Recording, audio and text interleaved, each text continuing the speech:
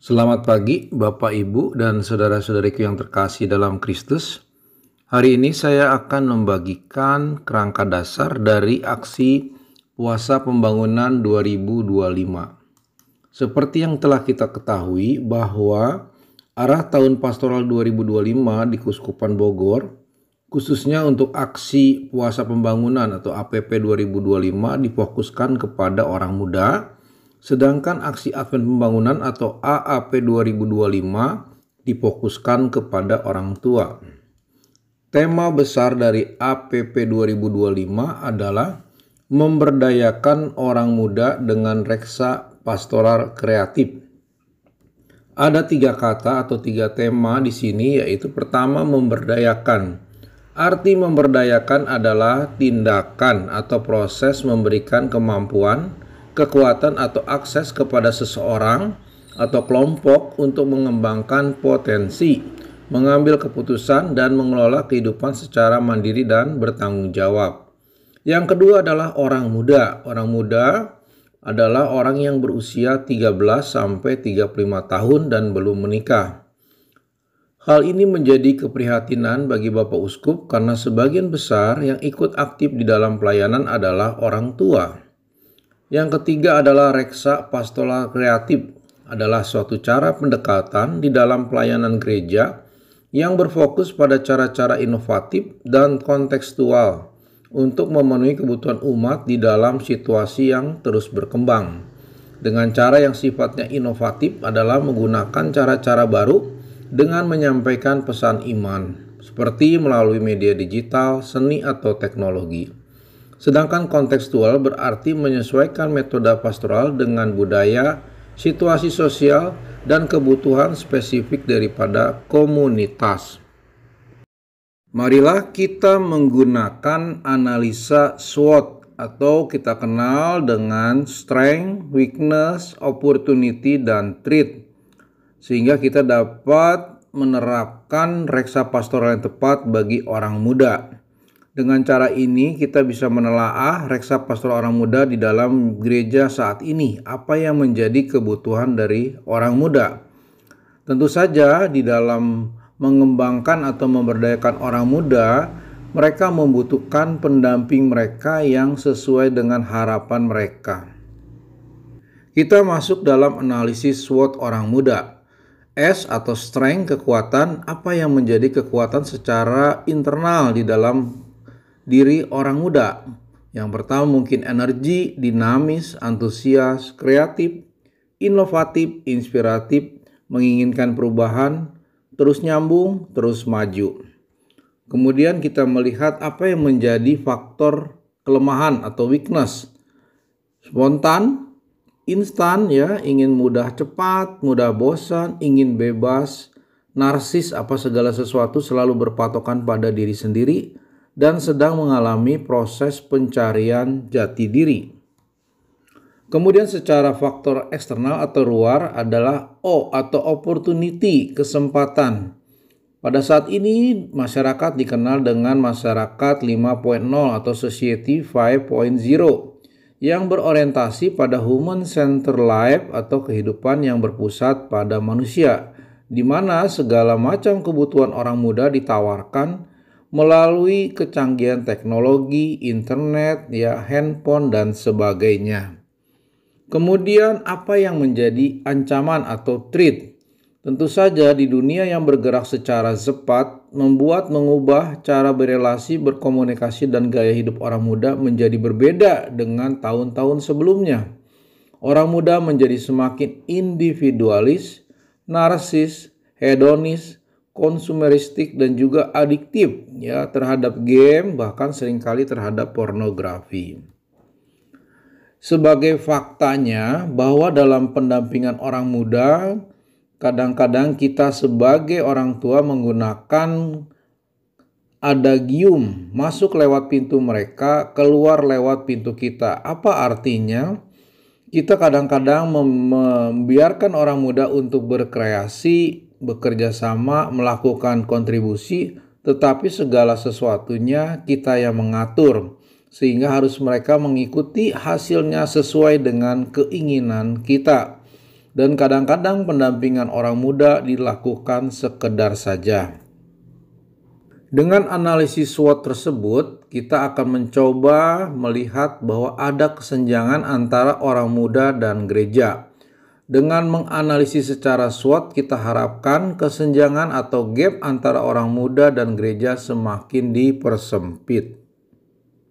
Berdasarkan penelitian, ada beberapa penyebab kesenjangan. Yang pertama adalah reksa pastoral orang muda cenderung kaku dan tidak milenial. Kemudian gereja kurang memberi kepercayaan kepada orang muda. Yang ketiga adalah keteladanan iman dan sapaan personel para tokoh agama yang lebih informal kepada orang muda masih dirasa kurang. Sehingga orang muda enggan, canggung, dan bahkan kurang tertarik dengan kegiatan menggereja.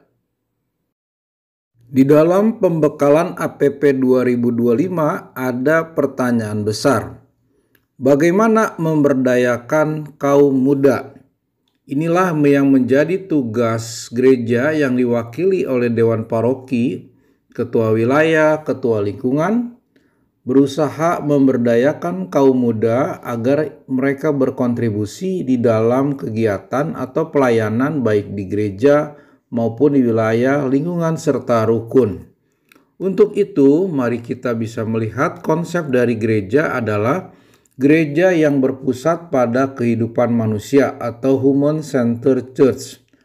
Dan setelah kehidupan manusia, maka gereja pun berpusat kepada iman kepada Kristus atau Christ-centered faith.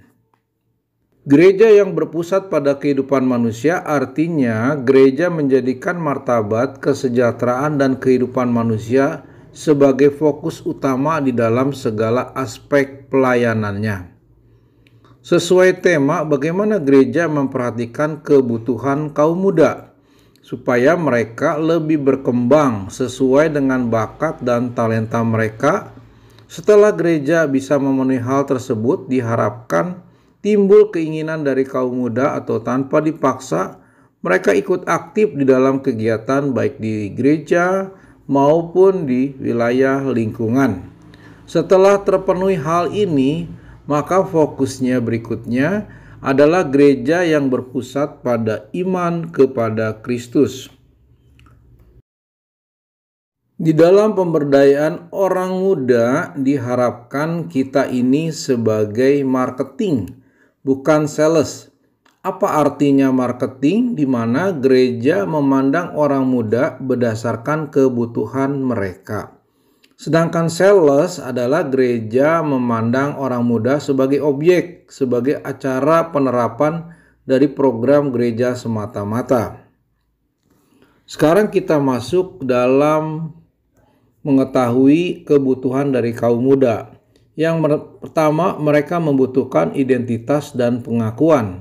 Pengakuan atas keberadaan, kontribusi, dan keberhasilan mereka memberikan mereka rasa percaya diri. Yang kedua adalah hubungan dan komunitas.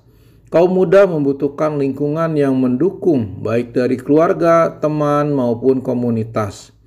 Yang ketiga, mereka membutuhkan pembimbing atau role model, contoh yang baik.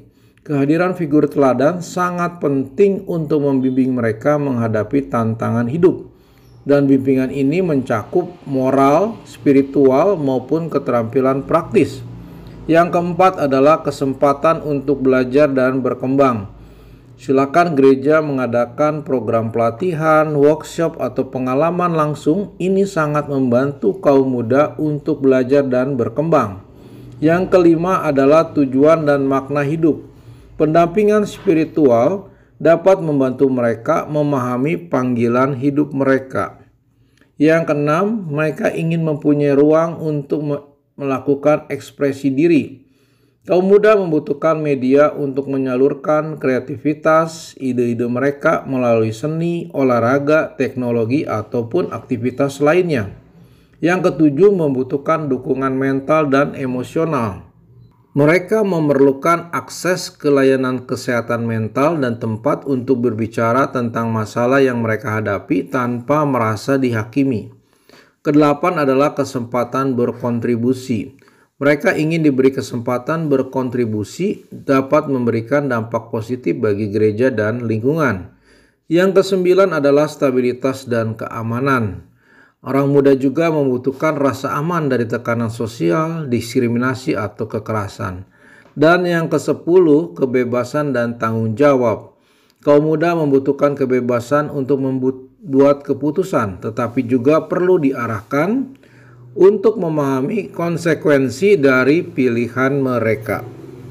Ada berbagai teknik marketing untuk memenangkan hati orang muda. Yang pertama adalah strategi marketing. Artinya, strategi atau cara untuk memenangkan perhatian, kepercayaan dari orang muda di dalam pikiran mereka terhadap suatu ide atau konsep pemberdayaan orang muda. Sebagai contohnya, misalnya di suatu wilayah atau lingkungan menyediakan rumah khusus bagi orang muda untuk berkumpul. Yang kedua adalah taktik marketing. Artinya, taktik ini membuat kaum muda terhubung, tertarik, dan terlibat secara emosional dan intelektual. Contohnya, di dalam setiap pertemuan mungkin dia lakukan suatu games, ya, di mana games itu dengan cara bermain dalam pasangan-pasangan, ya, untuk menyelesaikan suatu tugas. Nah, ini tentu saja sangat menarik bagi kaum muda. Yang ketiga adalah nilai marketing. Ada nilai khusus atau identifikasi di dalam diri kaum muda bahwa mereka ini memang sangat dibutuhkan oleh gereja, wilayah, atau lingkungan. Dan apa yang mereka lakukan memberikan dampak yang baik, sehingga mereka merasa dicintai oleh lingkungan. Sehingga dengan setia melaksanakan kegiatan tanpa harus dipaksa. Berikan mereka apresiasi atau pujian ketika mereka sudah melakukan hal itu dengan berjalan dengan baik. Dan berikan evaluasi jika memang kegiatan yang mereka lakukan belum sesuai dengan yang diharapkan tanpa menghakimi. Harapannya dengan pembekalan APP 2025, orang-orang muda ini dapat dilakukan pemberdayaan dengan reksa pastoral kreatif tadi yang berkaitan dengan akomodatif, inovatif, solutif, dan berdaya guna. Tentu saja ini membutuhkan para pendamping yang menjadi role model orang muda sehingga mereka dengan senang hati untuk melakukan atau mengupayakan reksa pastoral kreatif ini dengan baik. Tentu saja kita akan melihat berbagai macam contoh yang telah diberikan di dalam Alkitab bahwa ternyata Allah juga memberdayakan orang muda. Yang pertama adalah Musa. Musa menjadi teladan bagi kaum muda di dalam hal kepemimpinan, ketekunan, dalam menghadapi tantangan dan iman kepada Tuhan, dan juga ia mempersiapkan Yosua sebagai pengganti dirinya. Tokoh yang kedua adalah Gideon. Kisah Gideon mengajarkan kaum muda tentang pentingnya iman, keberanian, dan kepemimpinan yang didasarkan pada penyertaan Tuhan. Meskipun Gideon merasa tidak cukup mampu, tetapi Tuhan memakainya untuk melakukan hal-hal besar. Tokoh yang ketiga adalah Samuel. Samuel melayani Tuhan sejak kecil, bahkan ketika lingkungan sekitarnya tidak ideal, di mana anak-anak Eli berperilaku yang buruk. Ia tetap setia kepada Tuhan. Dan tokoh yang keempat adalah Yeremia. Tuhan memanggil Yeremia sejak muda untuk menjadi nabi bagi bangsa-bangsa. Yeremia merasa tidak layak, namun Tuhan menegaskan bahwa usia muda bukanlah suatu halangan untuk melayani. Dan ada satu tokoh milenial yang saat ini adalah Beto Carlo Acutis.